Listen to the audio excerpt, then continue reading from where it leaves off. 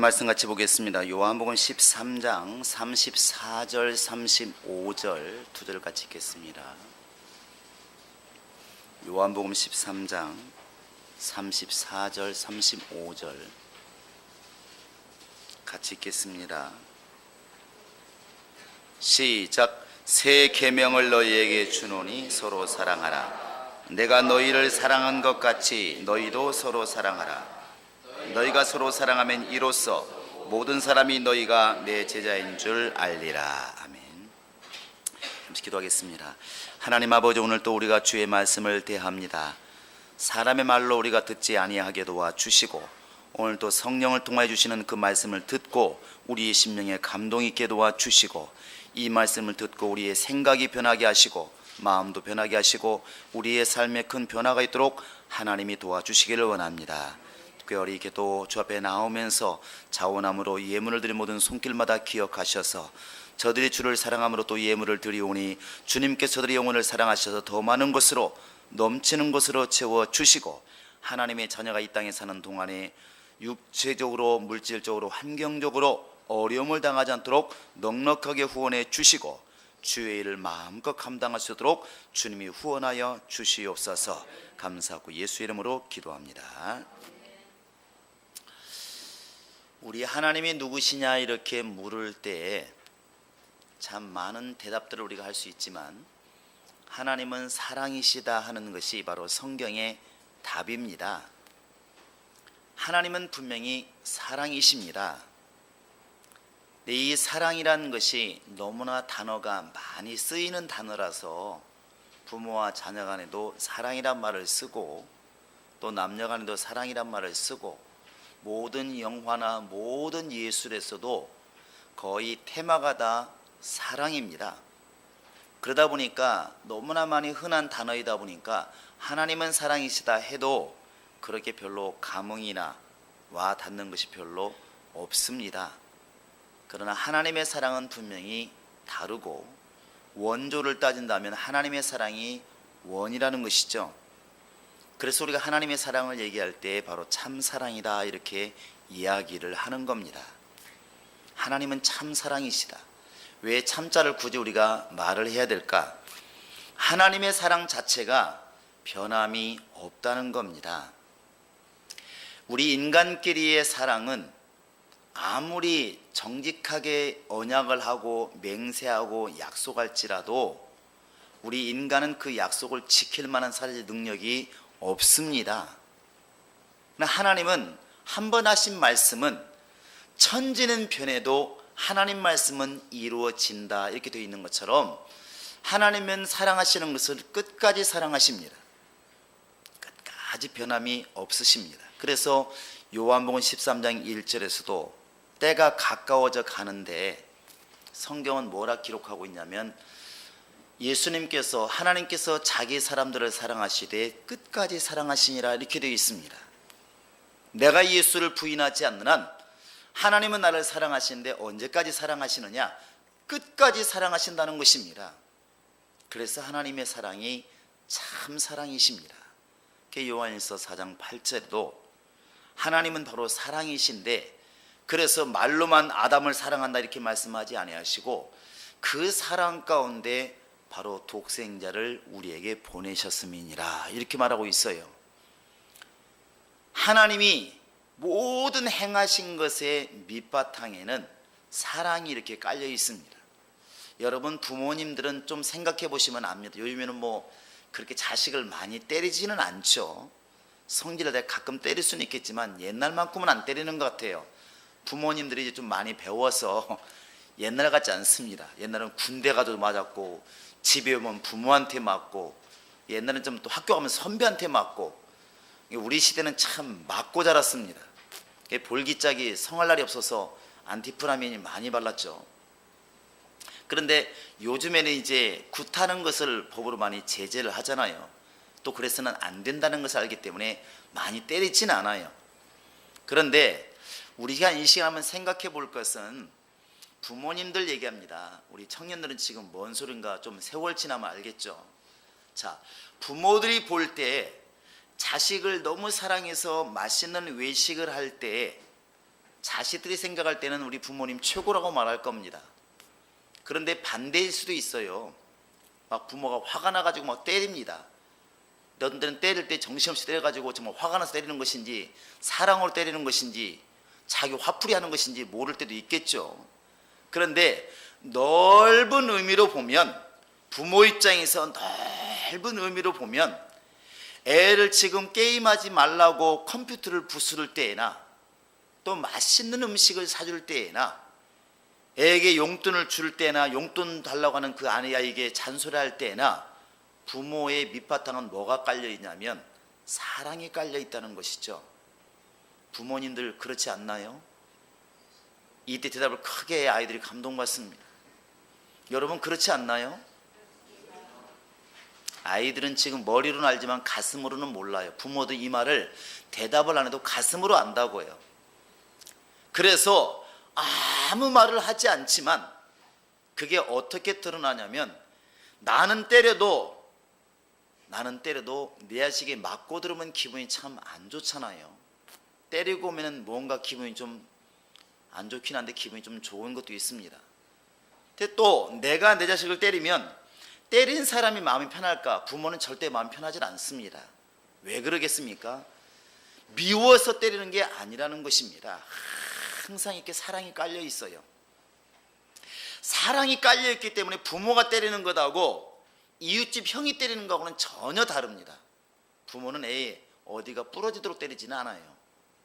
왜? 아프라고 때리는 게 아니기 때문에 그렇습니다. 잘 되라고 때리는 것이니까 사랑이 깔려 있으니까 전혀 방향이 달라요. 하나님이 우리 인간들에게 지키지 못할 법을 주었습니다. 그게 율법이에요. 율법은 날고 겨도 못 지키게 되어 있습니다. 그 600몇 가지 되는 그 법을 다 어떻게 지키겠습니까? 이쪽은 잘 지키는데 이쪽을 못 지키고, 이쪽을 잘 지키는 사람도 이쪽을 못 지키고, 사람이 감당할 수가 없어요. 왜 하나님께서 너 죽어라 하고 법을 주었을까? 이미 우리 갈라디아서 말하고 있는 것처럼 이렇게 무서운 법을 주신 것도 사실은 너 그러고 있으면 죽으니까 빨리 예수께로 와서 살라는 것이죠. 결국은 살리고 싶은 하나님의 사랑이 밑바탕에 잘 이렇게 깔려 있는 겁니다. 더 거슬러 올라가 볼까요? 자, 에덴 동산에 누가 살고 있나요? 지금은 비어 있겠죠. 자, 아담이 살았습니다. 아담이 범죄했어요. 근데 하나님께서 아담을 내어 보냈습니다. 에덴에서 바깥으로 내보냈어요. 여러분 미워서 그랬을까요? 잠깐 나가 있으라고 한 것입니까?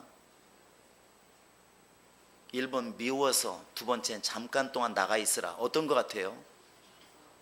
잠깐 나가 있으라가 맞는 겁니다. 왜 그러냐면 거기에 보시면 범죄한 아담을 갖다가 내보내신 그 이유가 분명히 나와 있는데, 저가 범죄한 상태에서 선악 그 생명나무 열매도 따먹고 영생할까 두렵다.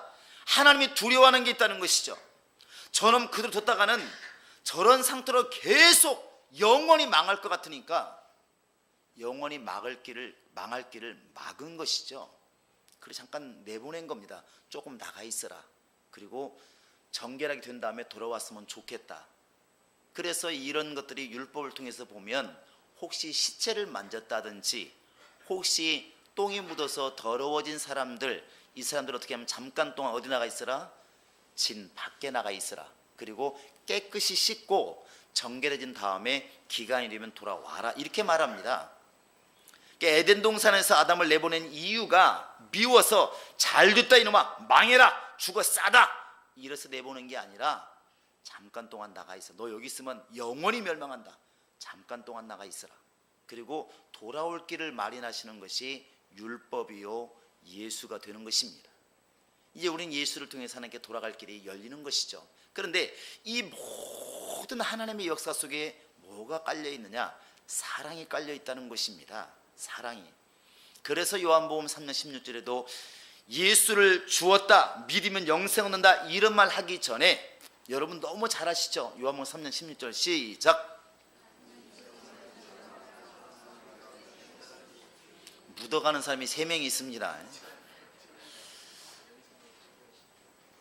조정희 목사님 지금 제일 늦게 하신 거 보니까 눈치껏 지금 한마디를 뒤따라가신 거예요.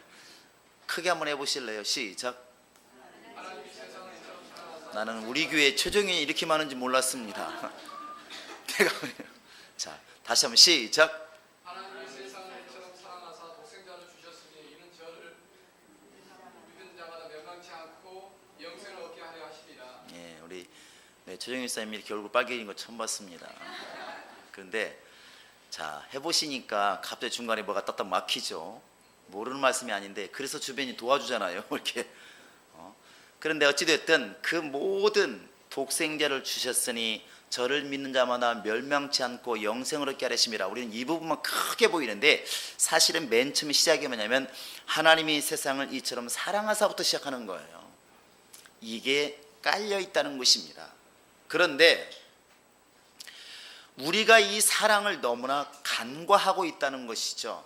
너무 간과하고 있어요. 마치 어린아이들이 엄마 아빠가 용돈을 잘 주면 우리 엄마 아빠 최고, 어느 날 매를 들면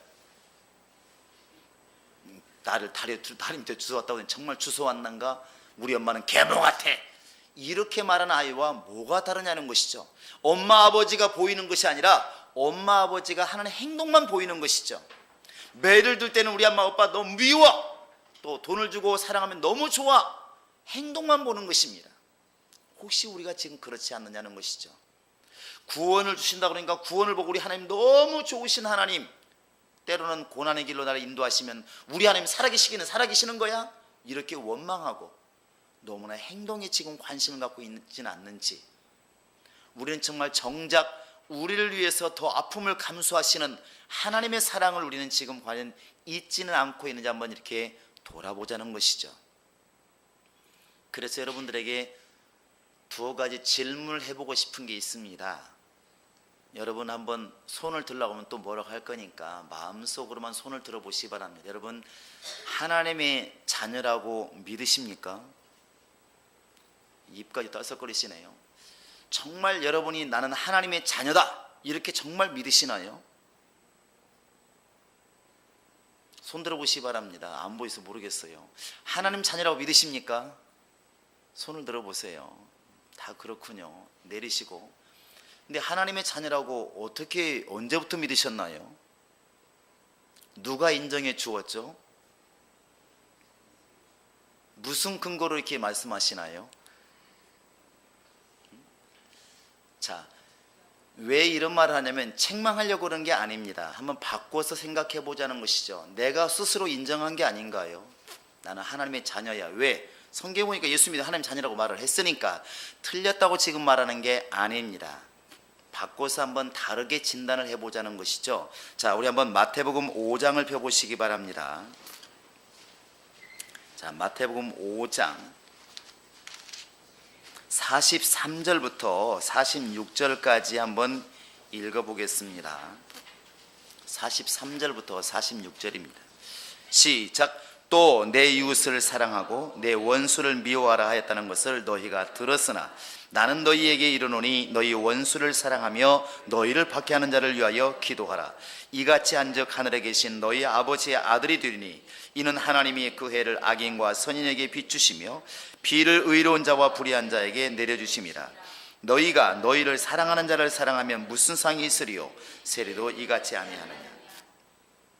45절에 보시면 이같이 한즉 하늘에 계신 너희 아버지의 아들이 된다 그랬습니다. 아들이 되는 조건 예수님이 분명히 말씀하셨어요. 분명히 말씀하신 게 뭐냐면 이같이 하면, 그 이같이라는 게 뭐냐면 44절입니다. 나는 너희에게 분명히 말한다. 예수님 말씀하시는 겁니다. 예수께서 말씀하시되 너희 원수를 사랑하며 너희를 핍박하고 박해하는 사람들을 위해서 기도해라. 이렇게 하고 계시나요? 이렇게 하면 아까 여러분이 나는 하나님의 아들이다 이거 말고 그걸 다 내려놓고 하면 이것으로 진단해 보자는 것이죠. 정말 내가 원수를 지금 사랑하고 있는가? 나를 박해하는 사람을 위해서 미워하지 않고 욕하지 않고 시기하지 않고 정말 그들을 위해서 축복하고 있는가? 예수 말씀은 도리어 복을 빌라고 그랬는데 복을 빌고 있는가? 그렇게 하고 있지 않다면 하나님의 아들이라는 그 증거를 어디서 갖겠느냐는 것이죠. 이거 예수님이 직접 하신 말씀이잖아요. 우리가 그렇게 말하는 예수님이 직접 하신 말, 요한이 말했다면, 모세가 말했다면 그냥 그들이 말했으니까 그럴 수 있지만 예수님이 직접 말씀하십니다. 네가 정말 원수를 사랑하고 너를 박해하는 자를 위해서 기도한다면, 다른 데 말을 빌려면 복을 빌고 있다면 너는 하나님의 아들이 맞다는 겁니다. 그런데 앞에 것을 하지 않으면 이같이 한즉, 그런데 이같이 하지 아니하면 하나님의 아들이 아니다는 거잖아요. 생각해 보면 굳이 따지면 그러지 않을 수도 있지만 거의 그렇다는 것입니다. 그런데 우리는 46절처럼 혹시 이렇게 하고 있지는 않는지 한번 돌아보시기 바랍니다. 46절 한번 읽어보시겠습니다. 시작. 너희가 너희를 사랑하는 자를 사랑하면 무슨 상이 있으리요? 세리도 이같이 아니하느냐? 감옥에 가 있는, 죄를 짓고 감옥에 가 있는 사람들도 자기 가족을 사랑해요. 자기 친구를 사랑할 줄 알고, 일명 조폭이라 말하는 깡패들도 의리가 있어요. 친구를 위해서 목숨 겁니다. 그런데 그것을 지금 말씀하신 건가요? 주님께서 말씀하신 그런 사랑을 말하는 게 아닙니다. 사랑하지 못할 자를 사랑할 수 있느냐는 것이죠. 죄인을 사랑할 수 있느냐는 것입니다. 이 기준이 누구냐? 예수님이십니다. 예수님께서 여러분과 지금 나를 위해 죽으실 때는 여러분과 지금 내가 의인이 아니었다는 것이죠. 지금이야 내가 주님을 얼마나 사랑하는지 주님이 아시지 않습니까? 이렇게 말을 하지만 이런 말 하지 않을 때 하나님이 있기는 뭐 있어? 하나님은 어디 있어? 웃기고 있네. 교회는 다 이상한 곳이야. 이렇게 말할 때 주님께서는 우리를 위하여 피 흘려 죽으셨다는 것이죠. 우리를 미워하지 아니하시고, 극단적으로 볼 수 있는 것은 십자가에서 이렇게 죽으실 때 자기를 죽이는 사람들을 향해서 제자는 다 도망간 상태에서 아버지여 저들의 죄를 저들에게 돌리지 마옵소서. 과연 우리가 지금 그렇게 할 수 있는지. 근데 이게 잘 안 되지 않습니까? 그러니까 회개하고 기도하는 겁니다. 교회 안에서도 마찬가지예요. 나쁜 말로는 끼리끼리, 또 자연의 법칙, 물리적인 법칙으로는 같은 무리끼리 운집하는 그런 능력이 있죠. 물은 물방울끼리 뭉치게 있으니까 가까이 가면 딱딱 뭉치잖아요. 그래서 교회 안에서도 이렇게 보면은 아무래도 뭉칠 수밖에 없는 것이죠. 그런데 과연 그러면서 나는 사랑이 넘친다고 말할 수가 있겠느냐는 것이죠. 성경은 지금 그 부분을 말하는 게 아닙니다. 부모가 자식을 사랑하는 지금 그걸 말하는 것도 아니고, 친구가 친구를 사랑하는 것 그걸 말하는 게 아니라는 것이죠. 원수를 사랑하고 나에게 해를 끼치고 나를 정말 힘들게 하고 어쩌면 나를 죽이려고 하는 사람들, 그들의 영혼을 과연 내가 똑같이 미워하지 않고 싫어하지 않고 멀리하지 않고 예수님 전대에 십자가를 치고 그들의 죄를 용서해달라고 복을 빌 만큼 내 마음에 온유함이 있냐는 것이죠. 네가 주님의 사랑을 그렇게 받았으면 그렇게 나타내야 되지 않겠느냐는 것입니다. 그런데 머리로 아는데 마음에서는 안 되는 것입니다. 그래서 교회 밖에서 이런 소리를 들으면 이상하지 않는데 교회 안에서도 이런 소리가 너무나 난무한다는 것입니다. 이건 어느 교회만 말하는 것이 아니라 우리도 똑같다는 것이죠. 그래서 나 너 너무 싫어, 누가 싫어, 이런 말들이 막 입에서 쉽게 나와요. 거침없이 나온다는 것이죠. 그런데 그러면서 우리는 마음속에 내 스스로 나는 하나님의 아들이다, 이런 자부심을 가지고 있다는 것입니다. 주님 말씀하시기를 네가 너를 핍박하는 사람을 사랑하지 않고 복을 빌 만한 능력이 없으면 하나님의 아들이 될 수가 없다고 말함에도 불구하고 나는 그걸 싹 무시하고 그것은 주님 얘기고 나는 지금 하나님의 아들이다, 너무나 큰 자부심을 갖고 있지는 않느냐는 것이죠. 하나님의 아들이라면 그렇게 할 수 있다는 얘기입니다. 거꾸로 생각하면. 근데 그게 안 된다는 얘기는 어찌 보면 무늬만 하나님의 아들이 아닐까 돌아보라는 것이죠. 또 한 번 질문해 볼까? 여러분, 예수님의 제자가 맞습니까? 그냥 대답을 안 할 줄로 믿습니다. 저는 안 하죠. 한번 겪어봐서. 여러분, 주님의 제자가 맞으시나요? 그래도 한번 대답을 해보시기 바랍니다. 여러분, 주님의 제자 맞으시나요? 목이 메이시는 거죠. 자, 오늘 본문 한번 보시기 바랍니다. 요한복음 13장 35절입니다. 같이 한번 읽겠습니다. 자, 요한복음 13장 35절을 한번 같이 한번 읽어봅시다. 시작. 너희가 서로 사랑하면 이로써 모든 사람이 너희가 내 제자인 줄 알리라. 예수님의 제자에 대해서 우리가 많은 얘기를 해요. 누가 제자일까? 누가 제자일까? 그런데 예수님이 정의를 딱 내렸습니다. 너희가 서로 사랑하면 사람들이 너희가 내 제자인 줄 알리라, 이렇게 말합니다. 물론 이 당시에 제자들끼리도 서로 누가 크냐 싸우고 막 다투고 그랬습니다. 또 어머니까지 나서가지고, 그 당시도 치맛바람이 셌던 모양이죠. 야고보의 어머니도 그러셨습니까? 주님 나라 임하실 때 우리 두 아들이 있는데 야고보와 요한인데 하나는 우편에 하나는 좌편에 앉게 하소서. 치맛바람이 그 당시도 있었습니다. 그런데 그렇게 막 제자들끼리 사이가 안 좋고 때로는 다투기도 하고 할 때도 주님 말씀하십니다. 너희가 서로 사랑하면 너희가 내 제자인 줄 알리라.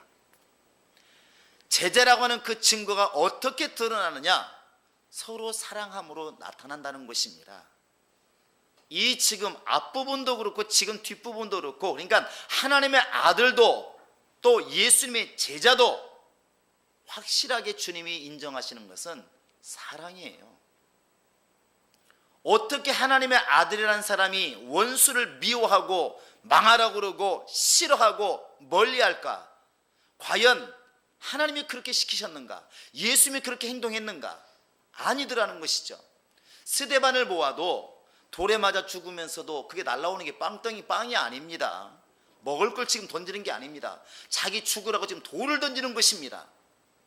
그러면 욕을 한 것도 아니고 지금 자기 죽으라고 돌을 던지는 사람들, 지금 우리 10년 같으면 어떻게 하겠습니까? 엘리사를 도왔던 불병거와 불말들 다 어디 갔습니까?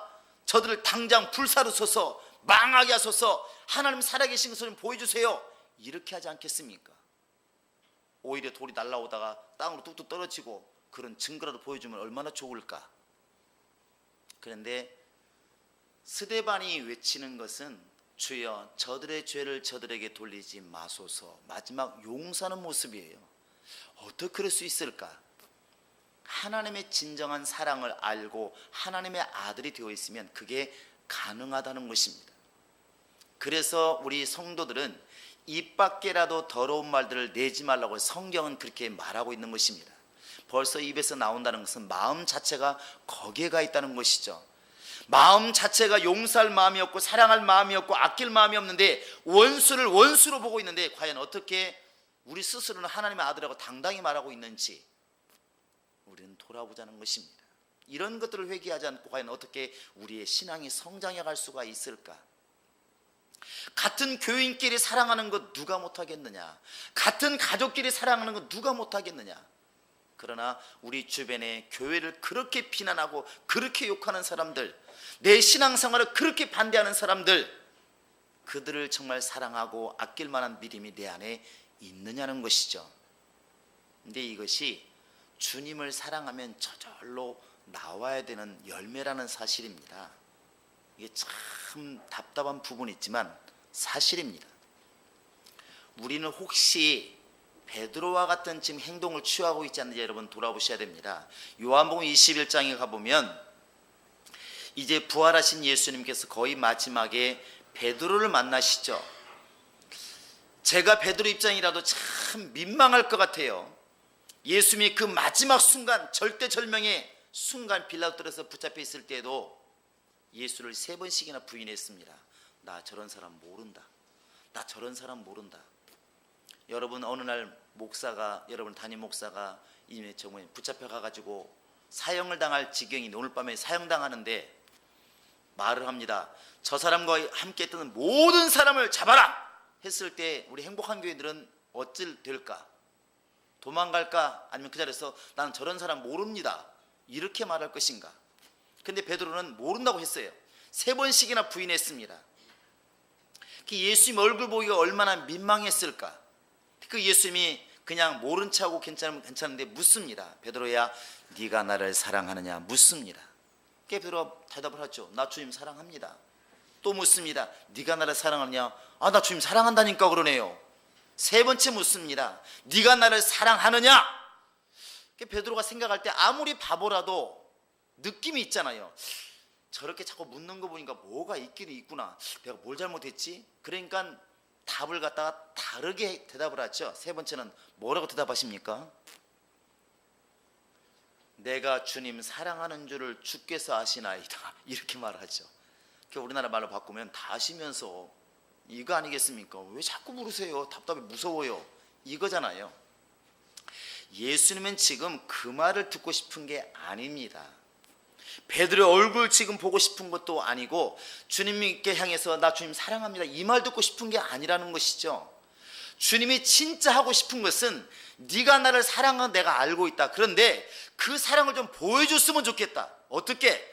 양들을 돌아보고 양들을 치고 양들을 아끼는 것을 좀 이렇게 나한테 보여줬으면 좋겠다. 이거죠. 그게 사랑의 열매 아니겠습니까? 예수님 부탁하신 것도 바로 그것이죠. 근데 오늘날 우리는 지금 베드로와 같은 고백을 하고 있지는 않는지, 하나님 내가 주님을 너무너무 사랑해요, 나 정말 나만큼 주님 사랑하는 사람이 있을까, 이렇게 정말 찬양하면서 노래하는데 주님 또 말씀하실 거예요. 네가 나를 너무 사랑한다면 나를 쳐다보고 말하지 말고 빨리 가서 너하고 왼수된 사람들, 너를 미워하는 사람들, 아직도 예수 모르는 사람들, 죽어가는 심령들, 그들을 좀 아껴주고 사랑해주고 구원해서 불쌍히 여겨서 그들을 좀 구원했으면 좋겠다. 그게 열매라는 것이죠. 우리의 과연 사랑이 여기까지 드러나고 있는지를 우리가 돌아봐야 될 줄로 믿습니다. 우리가 지금 사랑의 고백은 하고 있는데 사랑의 열매를 만들지를 못하고 있는 부분에서 우리가 회개해야 되는 것입니다. 자, 우리 옆 사람이 불신자라 생각하시고 한번 이렇게 고백해 보시기 바랍니다. 당신의 영혼을 너무너무 내가 아끼고 사랑합니다. 시작.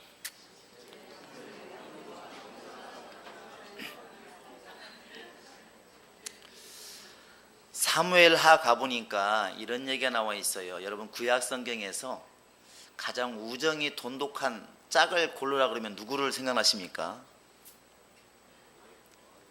예, 다윗과 요나단 누가 말씀하셨나요? 박수 한번 주시기 바랍니다. 예. 우리 이경수 사님이 한번 된통 아프고 나더니 영적으로 충만해진 것 같아요.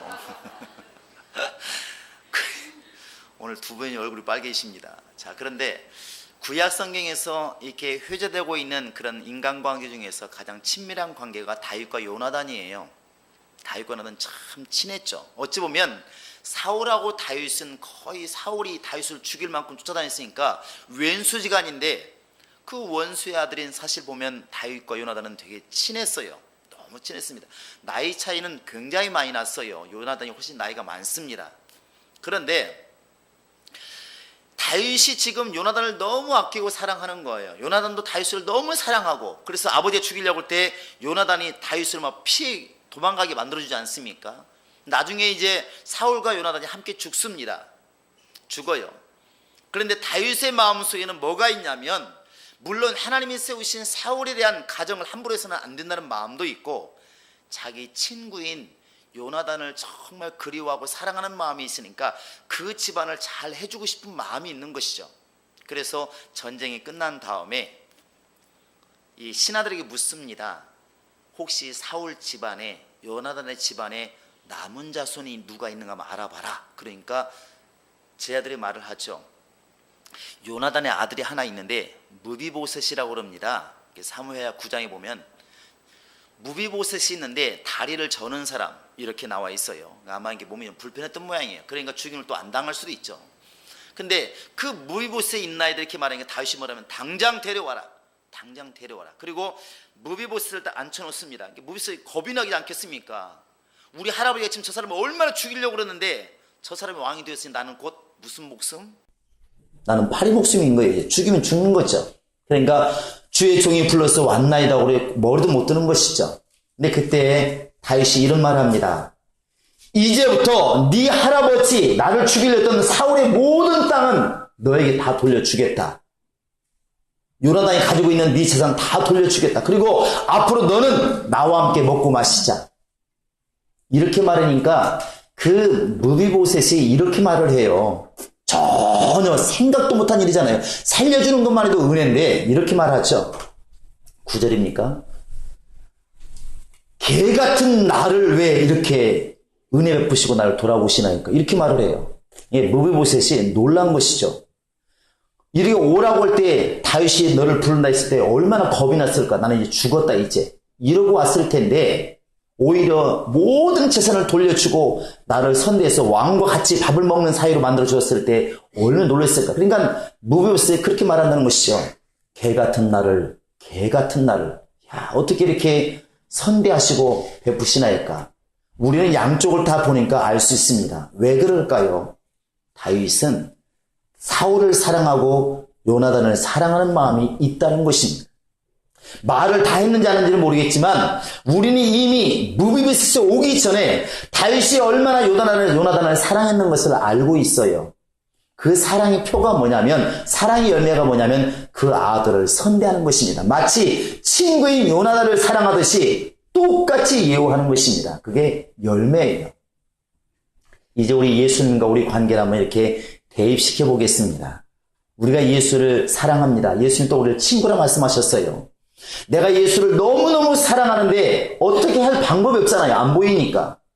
그 예수님을 사랑하는 표가 어떻게 드러나야 되느냐? 무비보셋처럼 부족하고 연약하고 어쩌면 나약한 그를 불러다가 나처럼 같이 밥을 먹고 그의 모든 것을 도와주어서 살 수 있도록 만들어주는 것. 그게 요나단을 사랑하는 다윗의 마음이었고, 지금 우리를 본다면 예수를 사랑하는 그 사랑의 마음이라는 것입니다.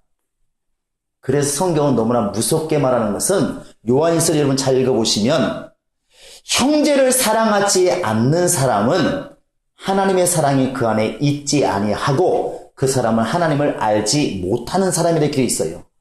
근데 우리는 스스로 나는 하나님을 잘 아는 사람, 나는 하나님의 아들, 너무나 스스로 정의를 잘 내리고 있다는 것이죠. 하나님의 사랑을 나타내지 못하면 성경은 나타내지 못하는 사람은 이미 하나님을 알지 못하는 사람이다 이렇게 나와 있다는 것입니다. 그래서 우리가 지금 신경을 많이 쓰고 기도해야 될 부분이 바로 이 부분입니다. 우리가 지금 교회 안에서 내 식구들을 사랑하고 당연히 우리 교인들을 사랑하고 교회를 사랑하고 목사를 사랑하고 또 전사를 사랑하고 우리 정말 교회장들을 사랑하고 팀장을 사랑하는 것 당연한 것이죠.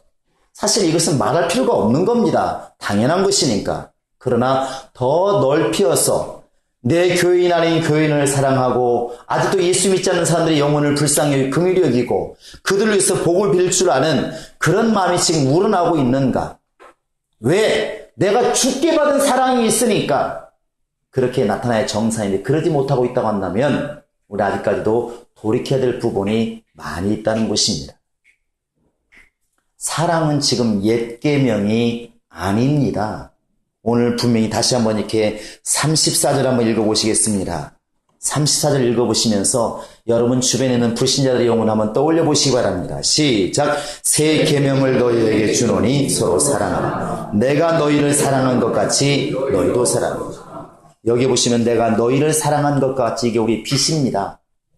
내가 너희를 사랑한 것 같이는 말로 사랑한 게 아니라 목숨을 내놓고 사랑한 것입니다. 그러면 너희도 가서 그렇게 하라. 이것이 우리 십자가 아니겠습니까? 여러분 우리 교인들은 이제부터라도 정말 마음속에 진정한 주님의 사랑을 깨달으시고 그 사랑을 가지고 내 이웃의 영혼들을 불쌍히 여기시고 긍휼히 여기시고 그들이 사는 일이라면 내가 내 십자가도 지고 죽을 수도 있다. 여러분 예수님처럼 그렇게 마음을 먹고 기도하시고 그렇게 움직이시는 우리 성도들이 될 수 있기를 주의 이름으로 축원합니다. 할렐루야. 주님의 사랑이 우리 안에 있음을 깨달으시고 주님을 사랑한다면 다윗처럼 정말 여러분 주변에 있는 영혼들에게 사랑을 베푸시기 바랍니다. 그게 주님을 사랑하는 바로 열매가 되는 것입니다. 우리 안에 이런 사랑이 있기를 주의 이름으로 축원합니다. 이 시간 다 같이 우리 기도하시겠습니다. 이제는 우리 구주 예수 그리스도의 은혜와 하나님 아버지의 극진하신 사랑과 성령의 교통하심과 인도하심이 가슴에 하나님의 사랑을 품고 이제는 정말 영혼들을 불쌍히 여기며 긍휼히 여기며 그들을 사랑하여 구원하기로 작정하는 모든 심령들 머리 위에 이제로부터 영원토록 함께 있을지어다. 아멘.